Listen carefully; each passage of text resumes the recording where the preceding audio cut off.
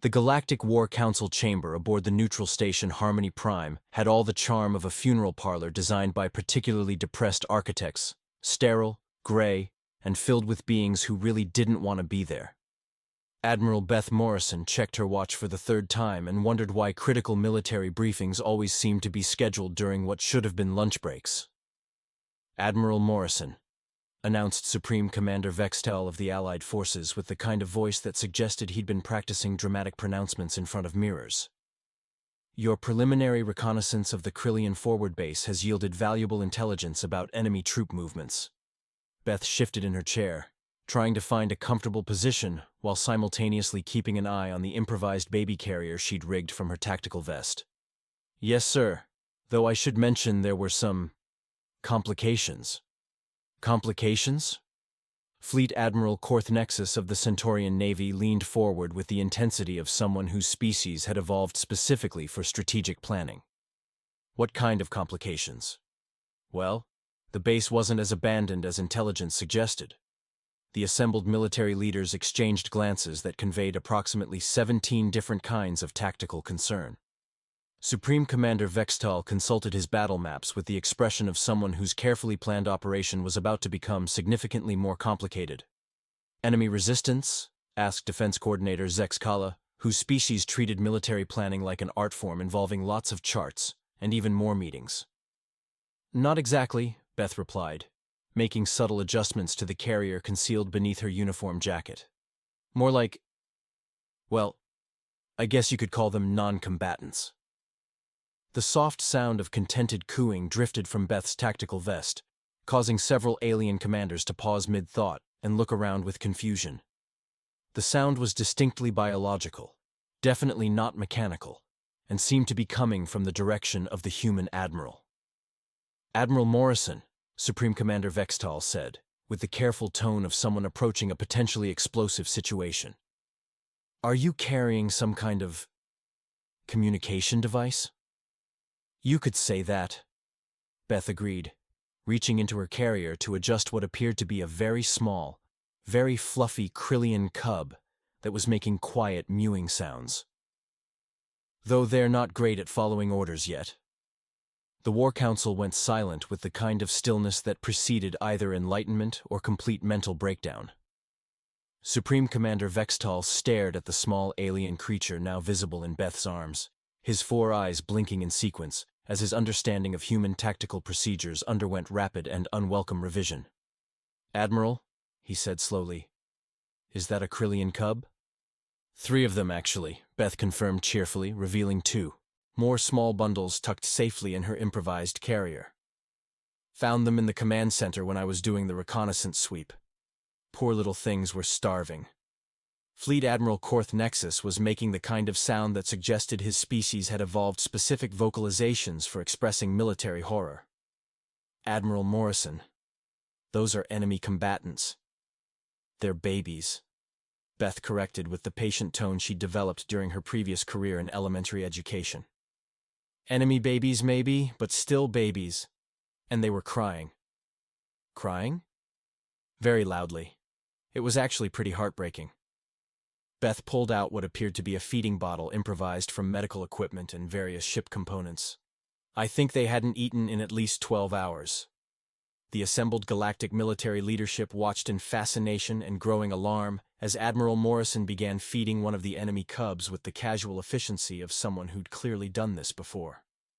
The cub settled into contented feeding while making small, satisfied sounds that were definitely not covered in any military protocol manual. "Admiral," Defense Coordinator Zex Kala ventured with the careful tone of someone whose understanding of warfare was being personally audited by reality. "What exactly are your intentions regarding these captives?" "Captives?"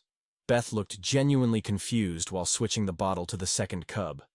"They're not captives. They're kids who needed help. I mean, I couldn't just leave them there." Strategic Planning Coordinator Nexvara was frantically consulting military regulations on a tablet that apparently didn't have sections covering this particular scenario. "But they're Kryllian spawn, enemy genetic material, potential future threats to galactic security. They're about 6 weeks old," Beth pointed out with the kind of practical logic that made military theorists reach for migraine medication. I don't think they're planning any strategic offensives in the immediate future. Supreme Commander Vextal was experiencing the kind of military crisis that didn't appear in any textbook. Admiral Morrison, I need to understand your tactical reasoning for acquiring enemy young during a reconnaissance mission. There wasn't any tactical reasoning, Beth explained while burping the third cub with practiced ease. I heard crying, investigated, found babies who needed help, helped them. Pretty standard human response, really. Standard human response, Supreme Commander Vextal repeated with the hollow tone of someone whose understanding of human military doctrine was collapsing in real time. The situation became significantly more complicated when the War Council chamber's main doors opened to admit the Kryllian ceasefire delegation, led by General Kryllian, whose species had spent centuries perfecting the art of intimidating enemies through sheer physical presence and aggressive military posturing. General Kryllian entered the chamber with the kind of dramatic authority that made lesser beings check their insurance policies, took one look at Admiral Morrison bottle-feeding his species young, and experienced what could only be described as a complete system shutdown. Human, he managed in the voice of someone whose worldview was experiencing rapid structural failure. What are you doing with Kryllian cubs? Feeding them, Beth replied matter-of-factly, switching to the next bottle. They were hungry. Also, I think this little guy might need a diaper change soon, but I haven't figured out the logistics of that yet. The silence that followed was the kind that preceded either diplomatic breakthroughs or interstellar incidents. General Kryllian stared at his species young being cared for by the enemy commander, with an expression that suggested his military training had not prepared him for this particular scenario. You are nurturing our offspring, he said slowly, apparently trying to process information that didn't fit any known framework for understanding enemy behavior. I'm taking care of babies who needed taking care of, Beth corrected gently. Species doesn't really factor into basic childcare. Strategic Intelligence Officer Yextal was taking frantic notes on what appeared to be the most unusual intelligence-gathering operation in galactic military history. Admiral Morrison, this could be considered a violation of ceasefire protocols, taking enemy personnel. I didn't take them, Beth interrupted with the patience she'd developed for explaining obvious things to people who should know better. I found them, in a bombed-out building, crying. What was I supposed to do, leave them there? According to military protocol, yes, Supreme Commander Vextal admitted, with the tone of someone whose job was becoming significantly more complicated than expected. Well, that's a stupid protocol, Beth observed while checking to make sure the cubs were comfortable. Who writes military protocols that involve leaving babies to starve? The question hung in the air like a particularly uncomfortable diplomatic incident waiting to happen. Around the table, various military leaders were quietly consulting their species' warfare conventions and discovering that most of them did, in fact, have protocols that involved ignoring enemy young in combat zones. The cubs appear to be responding positively to human caregiving, observed Medical Officer Dexkala with scientific fascination. They show no signs of stress or rejection behavior. Kids are pretty adaptable, Beth agreed, though I'm going to need to figure out proper nutrition for them. Human baby formula probably isn't ideal for Kryllian physiology. General Kryllian was still staring at the scene with the expression of someone whose entire understanding of interspecies conflict had just been fed through a diplomatic wood chipper. You wish to provide proper nutrition for our young? I want to make sure they're healthy and happy, Beth confirmed. Which reminds me, does anyone know where I can get proper Kryllian cub formula? Because I'm kind of improvising here, and I'd rather not accidentally feed them something that's bad for them. The question triggered what would later be analyzed by military historians as the most awkward silence in the history of galactic warfare. Enemy commanders, Allied leadership, and neutral observers all stared at Admiral Morrison, who was calmly bottle-feeding enemy cubs while asking for childcare advice during a ceasefire negotiation. Admiral, Supreme Commander Vextal said finally, I think we need to discuss the implications of your actions. Sure, Beth agreed cheerfully, settling the cubs more comfortably in their improvised carrier. But first, does anyone know if Kryllians need to be burped after feeding? Because this little one seems a bit gassy. The subsequent silence was broken only by the contented sounds of well-fed alien babies and the quiet mental breakdown of several dozen military strategists whose understanding of warfare had just encountered something their training had never prepared them for. A human treating enemy young like any other children who needed care. The emergency session of the Galactic Institute for Xenobiological Studies had been called to address what academic historians would later refer to as the Morrison incident, but what Beth privately thought of as people getting way too excited about basic childcare. Dr. Vexkala presented her findings to an audience of increasingly agitated researchers who were trying to process footage that violated every known principle of interspecies warfare. As you can observe, Dr. Vexkala announced while projecting slow-motion analysis of Beth feeding the cubs, the human demonstrates advanced psychological manipulation techniques through what appears to be maternal caregiving behavior. The assembled xenobiologists watched with academic horror as Beth efficiently burped a Kryllian cub while simultaneously discussing tactical deployment with allied commanders. Her casual multitasking abilities were being analyzed frame by frame for hidden strategic significance. Note the precision of the feeding methodology, continued Dr. Vexkala, with the tone of someone whose life's work was being personally insulted by reality. The human has clearly studied Kryllian physiology to optimize nutritional delivery for maximum psychological impact. But she's just feeding them, pointed out research assistant Nexvara, whose species had evolved beyond warfare approximately 3 million years ago, and found the whole concept of weaponized childcare deeply disturbing. Exactly, Dr. Vexkala replied with obvious satisfaction. She's using basic survival needs to create emotional dependency. Classic psychological warfare disguised as humanitarian assistance. The footage continued, showing Beth gently rocking one of the cubs, while explaining supply chain logistics to her quartermaster.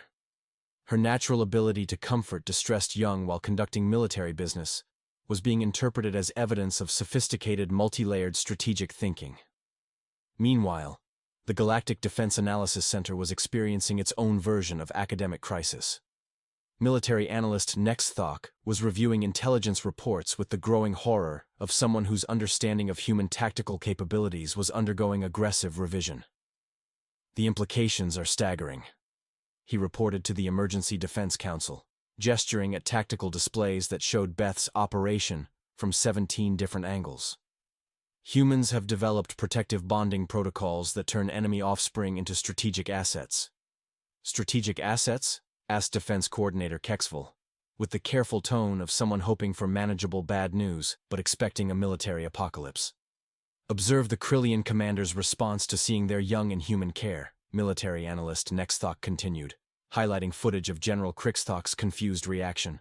Complete tactical paralysis. The humans have essentially weaponized childcare. Weaponized childcare, Defense Coordinator Kexval repeated with the hollow voice of someone whose military planning had just become significantly more complicated. It's brilliant in its simplicity, military analyst Nexthok explained with grudging professional admiration. By caring for enemy young, humans create emotional leverage that renders traditional military responses impossible. How do you attack someone who's bottle-feeding your children?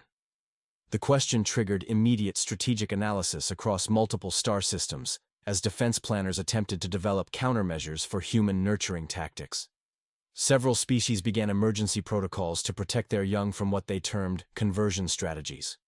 Back on Harmony Prime, Beth was discovering that her improvised childcare had become the subject of intense intelligence analysis.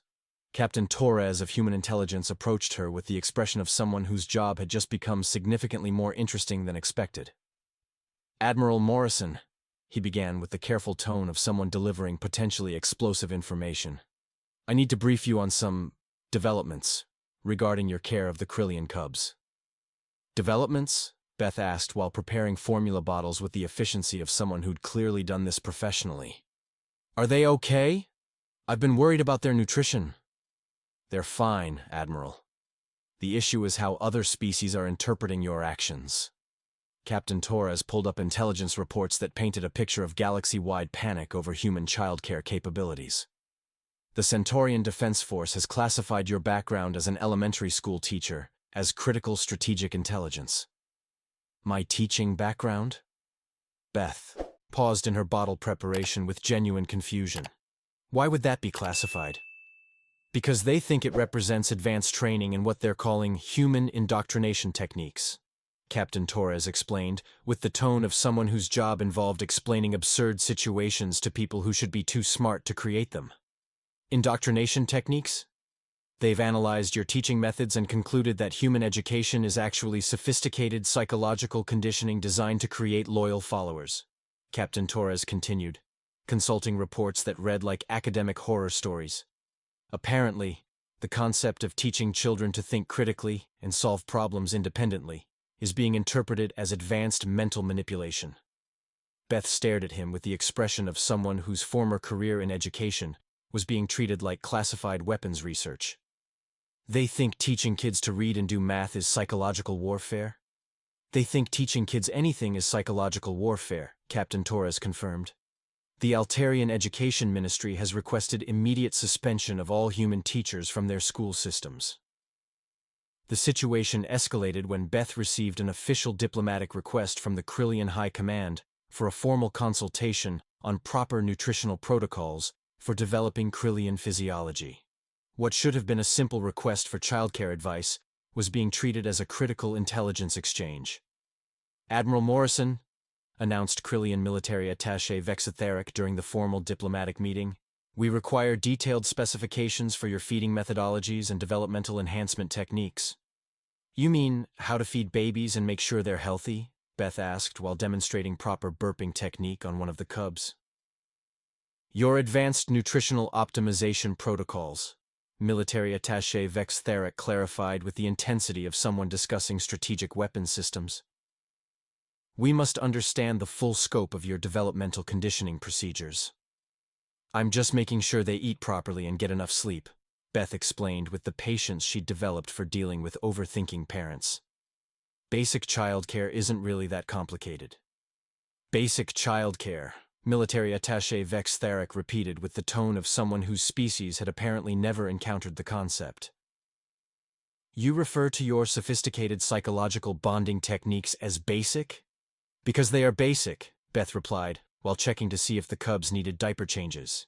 You feed them when they're hungry, comfort them when they're upset, make sure they're clean and safe. Pretty much any species with parental instincts does the same thing. The revelation that humans considered advanced psychological manipulation to be basic parental instincts triggered immediate emergency sessions across multiple civilizations. Species that had evolved beyond child-rearing through artificial gestation were frantically studying human family structures as potential military intelligence. The humans are requesting detailed information about Kryllian nutritional requirements, reported Intelligence Coordinator Nexavala to the Emergency Kryllian Defense Session. They claim it's for proper cub care, but analysis suggests more complex strategic objectives. What kind of strategic objectives?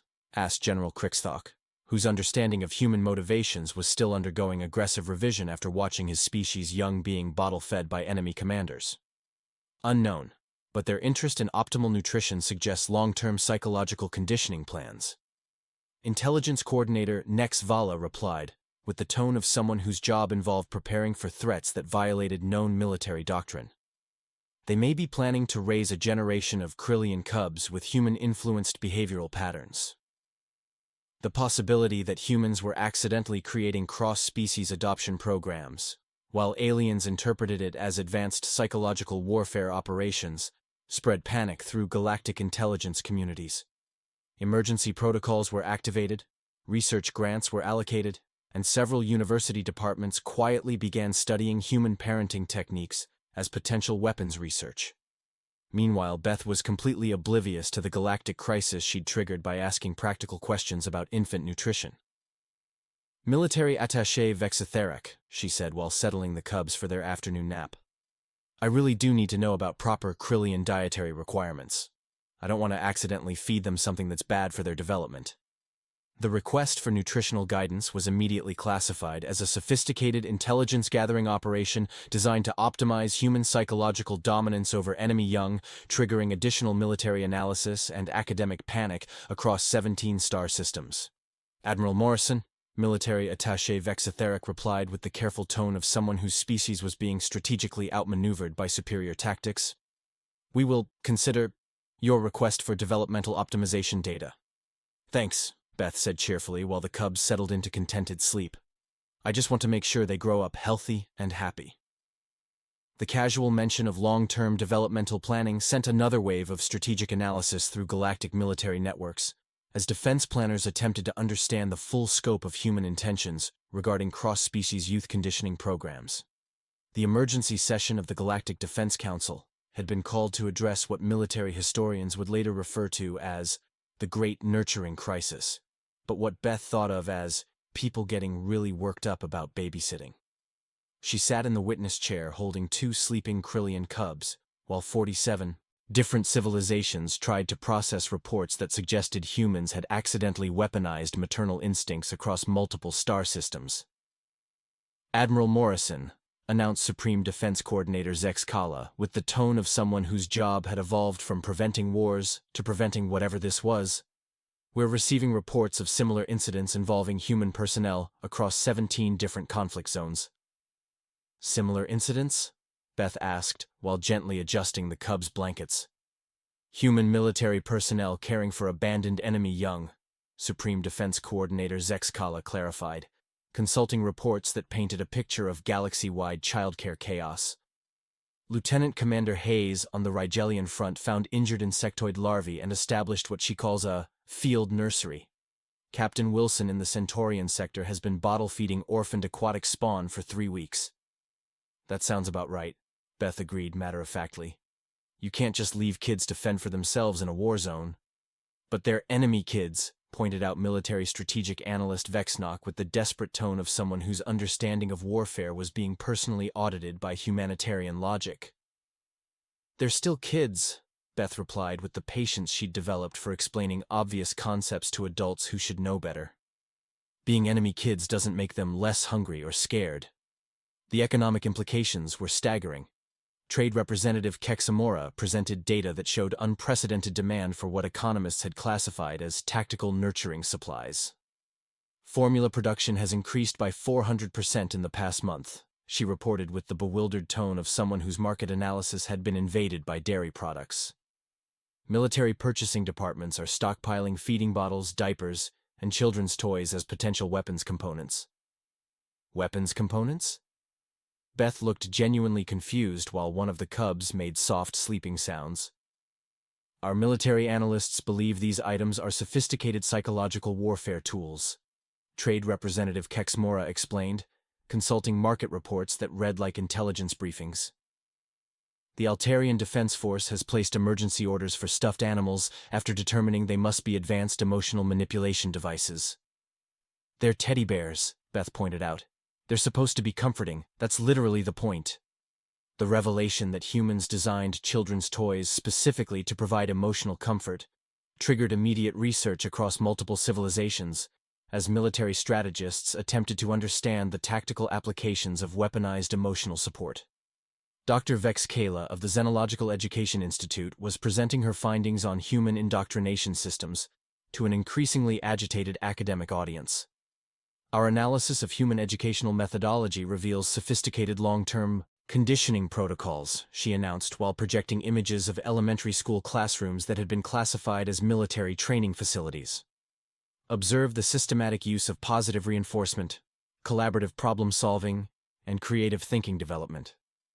"That's just good teaching," Beth observed from the witness stand, apparently unaware that her former career was being discussed as advanced psychological warfare research. "Exactly," Dr. Vexkala confirmed with academic satisfaction. "The humans have perfected techniques for creating independent, adaptable, and emotionally resilient individuals through what they call education. The strategic implications are staggering. Multiple species were implementing emergency youth protection protocols after realizing that human educational methods produced beings capable of critical thinking, adaptive problem-solving, and emotional intelligence. Several civilizations requested immediate evacuation of human teachers from their educational systems. The Centaurian Education Ministry reports that students taught by human instructors show increased curiosity, improved collaborative skills, and dangerous levels of creative thinking. reported Educational Security Coordinator Nex Vera, with the tone of someone whose species' rigid social structure was being threatened by learning. Dangerous levels of creative thinking, Beth repeated with the expression of someone whose life's work was being classified as a security threat. Students are questioning established procedures, proposing alternative solutions, and demonstrating initiative without direct supervision. Educational Security Coordinator Nex Vera continued with obvious horror. These behaviors violate 17 different social stability protocols.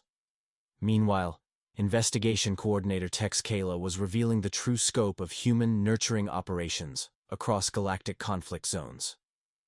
Our investigation has identified 43 separate incidents of humans providing care for enemy young, she reported to the emergency session. In every case, human personnel discovered abandoned or injured offspring and immediately began providing food, medical care, and emotional support.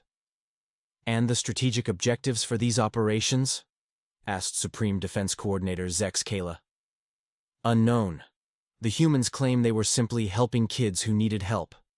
Investigation Coordinator Tex Kayla replied, with the frustrated tone of someone whose intelligence analysis had been defeated by basic human decency. But surely there must be larger tactical goals, pressed military strategic analyst Vex Nock. What do the humans gain from these psychological bonding operations? According to our analysis, Investigation Coordinator Tex Kayla continued with obvious confusion. The humans gain nothing except the satisfaction of ensuring child welfare and the responsibility of providing ongoing care. The revelation that humans were accidentally creating cross-species adoption programs without any strategic objectives triggered panic across galactic military planning departments. Defense strategies that assumed rational tactical motivations were completely inadequate for dealing with beings who adopted enemy children because it was the right thing to do. Admiral Morrison, Supreme Defense Coordinator Zex Kayla said with the careful tone of someone whose understanding of military psychology was experiencing structural failure. Can you explain the strategic reasoning behind human personnel forming emotional attachments to enemy offspring? There isn't any strategic reasoning, Beth replied, while checking to make sure the cubs were comfortable. Kids need care. Humans provide care. It's pretty straightforward. But what are your long-term objectives for these cross-species relationships? Making sure they grow up healthy and happy, Beth said with the matter-of-fact tone she'd used when discussing lesson plans with concerned parents. Maybe teaching them some useful skills, helping them develop good values, that sort of thing. The casual mention of teaching enemy young useful skills and good values sent another wave of analysis through galactic intelligence networks as strategists attempted to understand the implications of humans accidentally indoctrinating enemy children with human moral frameworks. The situation reached critical complexity when Beth made an observation that changed everything. You know what's funny? She said, while one of the cubs stirred awake and made soft questioning sounds. I think they've been teaching me basic Kryllian. Listen to this. She made a series of gentle chirping sounds that the cubs responded to with obvious recognition and contentment. General Kryllian, who had been observing the proceedings with the expression of someone whose military doctrine was being edited by enemy childcare specialists, stared at the scene with growing realization. Those are comfort sounds, he said slowly. Parental bonding vocalizations that Kryllian adults use with their young. Really? That's what I thought they wanted when they made those little questioning noises, Beth replied with obvious satisfaction. Kids are pretty good at teaching you what they need. But that means... General Kryllian paused as the full implications hit him. Admiral Morrison, our cubs have been teaching you our parental bonding protocols. They're treating you as a primary caregiver. That makes sense, Beth agreed while making more soft Kryllian sounds that sent the cubs into contented purring. I mean, I have been taking care of them for several weeks now. The revelation that enemy young were actively teaching humans their species' parental bonding behaviors, while preferring human caregivers to their own military personnel, triggered what could only be described as the most comprehensive breakdown of military psychology in galactic history. General Kryllian said with the tone of someone whose understanding of species loyalty was being personally betrayed by his own offspring. Our young prefer your care to that of their own kind. Well, Beth replied with the practical logic that made military strategists reach for stress medication. I have been spending a lot more time with them. Kids bond with whoever takes care of them. It's not really about species. It's about who shows up. The casual explanation that cross-species bonding was simply a matter of showing up for childcare needs triggered immediate emergency protocols across multiple civilizations, as governments realized that human personnel were accidentally converting enemy young through the simple expedient of being reliable caregivers. And in military planning centers across the galaxy, strategists were quietly updating their threat assessments to include aggressive nurturing as a form of psychological warfare that their species had no defense against. The final emergency session of the Galactic Council had been convened to address what historians would later call the Great Childcare Misunderstanding, but what Beth thought of as people finally asking the right questions about taking care of kids. She sat before representatives of 47 civilizations, still holding the cubs who had become surprisingly attached to their accidental human caregiver. Admiral Morrison, announced Supreme Coordinator SCIFI, with the careful tone of someone whose entire understanding of warfare was being audited by maternal instincts. We need to understand the true nature of human nurturing behavior. It's not that complicated, Beth replied while adjusting the cubs' blankets. Humans see kids who need help. We help them. Doesn't matter what species they are. Council member Vextal leaned forward with academic intensity. But surely this behavior serves some strategic purpose? Some long-term tactical advantage? The strategic purpose, Beth explained with the patience she'd developed for dealing with overthinking administrators, is making sure kids don't suffer needlessly. The tactical advantage is having a clear conscience. The silence that followed was broken by General Kryllian's thoughtful observation. Admiral Morrison, you're saying that humans instinctively protect young regardless of species affiliation or military considerations? Pretty much. It's just what we do. Beth made soft Kryllian comfort sounds to settle the cubs, who responded with contented purring. Kids are kids. They need food, safety, and someone who cares about them. Defense analyst Tex Mora was taking frantic notes on what appeared to be the most significant military doctrine revision in galactic history.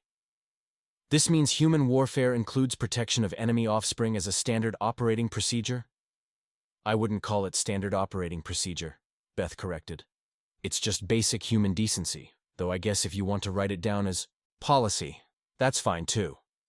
The economic implications were staggering, but in completely unexpected ways.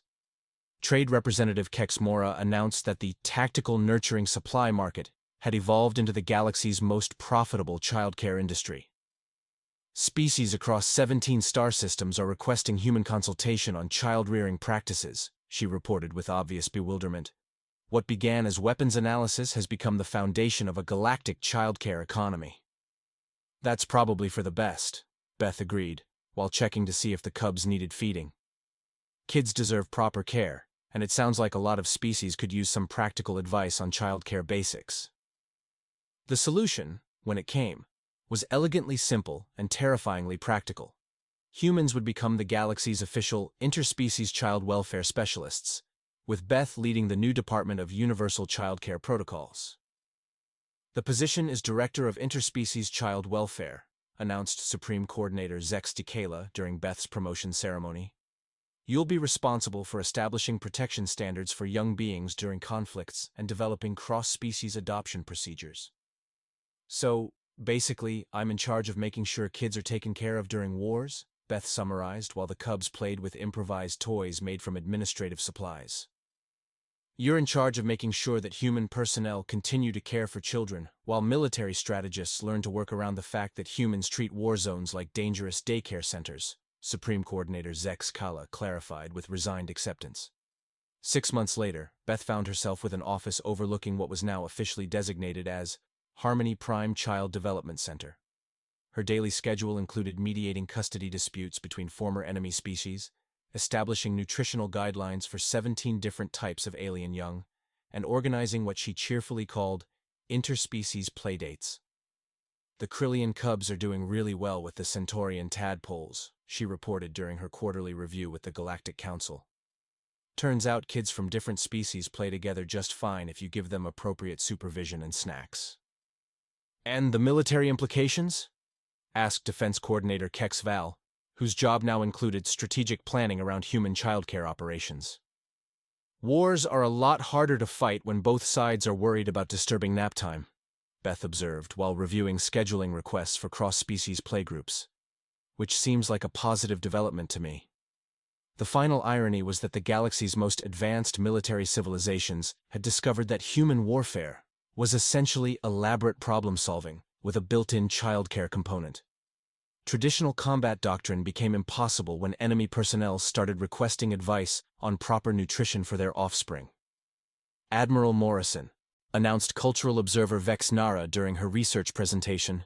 Human personnel have fundamentally altered the nature of galactic conflict through the simple expedient of caring for children.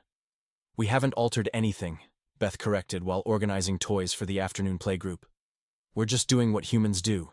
It's not our fault everyone else forgot that kids need taking care of during emergencies. The Galactic Military Classification Database was quietly updated to include humans as beings who practice aggressively nurturing conflict resolution. Emergency protocols were established for any military situation involving human personnel and the possibility of encountering young beings. As Beth reviewed her schedule for the next quarter, which included establishing childcare protocols for 3 different ongoing conflicts and mediating a custody dispute between species who'd been enemies for centuries, she reflected that while she'd started out commanding a fleet, she'd apparently ended up running the galaxy's most important daycare center. Same time next week? Asked her assistant, reviewing appointment requests from military commanders seeking advice on child-friendly conflict resolution. Looks like it, Beth replied, humming a lullaby while planning activities that would continue reshaping galactic civilization one successful playdate at a time.